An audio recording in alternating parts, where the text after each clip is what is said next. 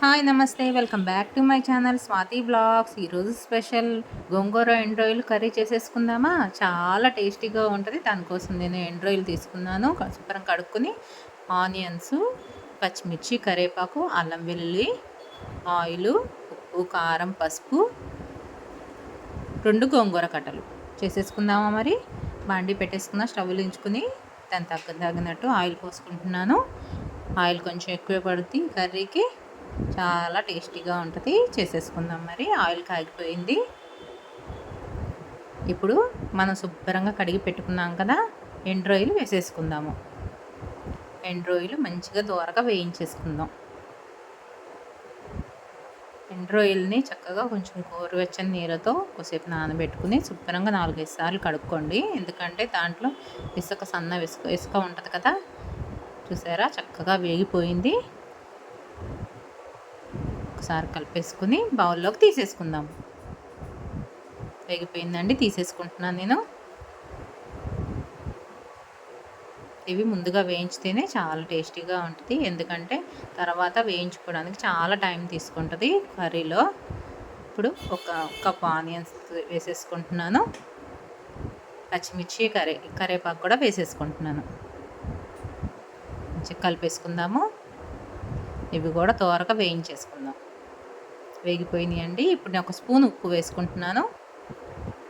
కలిపేసుకుందాము. ఇప్పుడు నేను అల్లం వెల్లుల్లిపాయ పేస్ట్ రోట్లో నూరుకున్నాను. ఎప్పటికప్పుడే వేసుకుంటే చాలా టేస్టీగా ఉంటుంది. ఒక్కసారి కలిపేసుకుందాం. పచ్చివాసన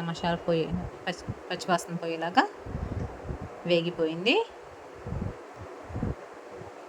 నేను 2 కట్టలు గోంగూర తీసుకున్నానండి. ఈ 2 కట్టల గోంగూర శుభ్రంగా కడుక్కుని వడబుట్టలో వేసుకుని వడపోసుకున్నాను. ఒకసారి మనం ఎండు రొయ్యలు దీంట్లో వేసేసుకుందాం. ఉల్లిపాయలు వేగిపోయినాయి కదా, ఎండు రొయ్యలు వేసేసుకుందాము. ఎండు రొయ్యలు కూడా కొంచెం వేగనివ్వండి దీంట్లో వేసి. ఇప్పుడు మనం వడబోసుకున్నాక వడబొట్టులో వేసుకుని వడబోసుకున్నానండి. శుభ్రంగా నీరు అంతా దిగిపోయింది. గిన్నెలో పెట్టుకున్నాను. గోంగూర ఇందులో వేసేసుకుంటున్నాను. ఒకసారి మూత పెట్టేసుకుందాము. చక్కగా మగ్గిపోనివ్వండి. ఒక్కసారి తీసి చూద్దాము. సగం మగ్గిందండి. ఒకసారి కలిపేసుకుందాం.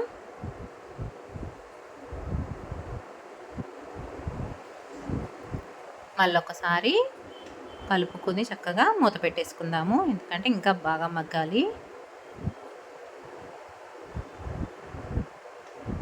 మగ్గిపోయిందండి గోంగూర అంతా. ఇప్పుడు నేను పసుపు, కారం వేసుకుంటాను. ఇందాక ఉప్పు వేసుకున్నాను కదా, ఇప్పుడు పసుపు, కారం వేసుకుంటాను. నేను 2 స్పూన్లు కారం వేసుకున్నాను. మీకు రుచికి తగ్గట్టు ఉప్పు, కారం వేసుకోండి. కారం కొంచెం ఉంటేనే టేస్ట్ చాలా బాగుంటుంది దీంట్లో. ఒక్కసారి కలిపేసుకుంటున్నాను నేను. బాగా కలపాలండి. దానికి రొయ్యలకి, గోంగూరకి బాగా పట్టాలి కదా. ఒకసారి కలిపేసుకొని ఒకసారి మూత పెట్టుకొని తీసానండి. కూర అప్పుడే చాలా టేస్టీగా ఉడికిపోతుందండి. చాలా టేస్టీగా ఉంటుంది. అయిపోయిందండి కూర. బౌల్లోకి తీసేసుకుంటున్నాను. చూసారా అండి, వేడిగా టేస్టీగా గోంగూర ఎండు రొయ్యలు కర్రీ సూపర్గా ఉంటుందండి. మీరు కూడా ట్రై చేయండి. ఈ వీడియో కనుక మీకు నచ్చినట్లయితే కామెంట్ చేయండి, షేర్ చేయండి, సబ్స్క్రైబ్ చేయడం మాత్రం మర్చిపోకండి. థ్యాంక్ యూ అండి.